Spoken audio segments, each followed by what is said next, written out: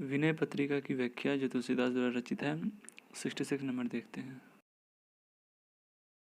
पद है राम जपो राम जपो बावरे, घोर भव नीर निधि नाम निज नाव रे, एक ही साधन सब रिद्धि सिद्धि साधिरे, ग्रसह कलिरोग जोग संयम समाधि रे, भलो जो हैं पोच जो हैं दाहिनो जो बाम रे, राम नाम ही सो अंत सब ही को काम रे, जग नभ बाटिका रही है फली फुली रे, धुआं कैसे धोरहर देखी तू ना भूली रे, राम नाम छाड़ी जो भरोसों करे और रे, तुलसी परोसों त्यागी मांगे कर कौर रे। अर्थात इस पद के माध्यम से तुलसीदास ने श्री राम के प्रति एकमात्र निष्ठा तथा आस्था रखते हुए उनके प्रति अनन्य समर्पण की प्रेरणा दे रहे हैं। वे लोगों को सचेत कर रहे हैं कि कलिकाल रूपी रोग मनुष्य के उस कर्म को ग्रस लेगा जिससे व्यक्ति अपने आप को मुक्त नहीं कर पाएगा। इसीलिए वे लोगों को राम नाम के जप को जपने के लिए कहते हैं। धीरे धीरे जपने को जप कहा जाता है। जप केवल अपने ही को सुनाई पड़ता है, दूसरे को नहीं, ऐसा नहीं। जप वैसे 3 प्रकार के होते हैं।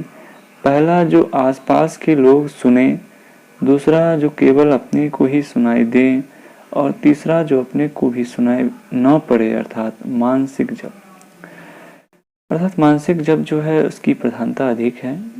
अर्थात पद पे आते हैं, वे कहते हैं कि हे बावरे मनुष्य, राम जप राम जप राम जप, क्योंकि इस घोर संसार रूपी समुद्र को पार करने के लिए राम नाम ही अपनी नौका है, जो खुद अपने बल बुद्धि से पार कर सकता है।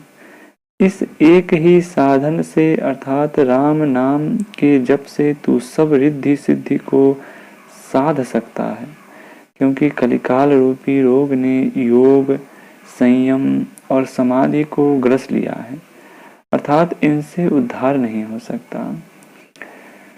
चाहे वह भला हो, नीच हो, सम्मुख हो, विमुख हो, अंत में एक राम नाम ही सबको काम पड़ेगा। यह संसार रूपी आकाश वाटिका फूली फली दिख रही है, अर्थात यह संसार मिथ्या है। जैसे पुष्प वाटिका में तरह तरह के फल फूल दिखाई पड़ते हैं, वैसे ही आकाश में रंग बिरंगे बादल दिखाई पड़ते हैं। वास्तव में यह संसार भ्रम की आत्माओं से घिरी हुई है और इसके सब संबंध और सुख भी मिथ्या है। धुएं के महलों को देखकर तू ना भूल कि वह स्वर्ग की नहीं, बल्कि धुएं से बना एक आकृति जो क्षण भर में उड़ जाएगा।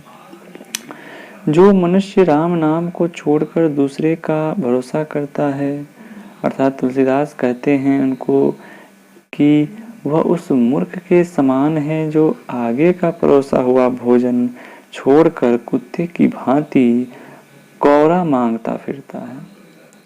अर्थात विशेष में हम देख सकते हैं कि निज नाव रे का अर्थ है यहाँ अपनी नौका, अर्थात राम नाम रूपी नौका अपने अधीन है, अर्थात उनके द्वारा भव सागर को पार होने में कोई बाधा नहीं होगी। योग नाम से एक अर्थ यहाँ पे हम निकलेगा। योग के 8 अंग हैं। योग अर्थात योग, इसके 8 अंग हैं। यम, नियम, आसन, प्राणायाम, प्रत्याहार, धारणा, ध्यान और समाधि।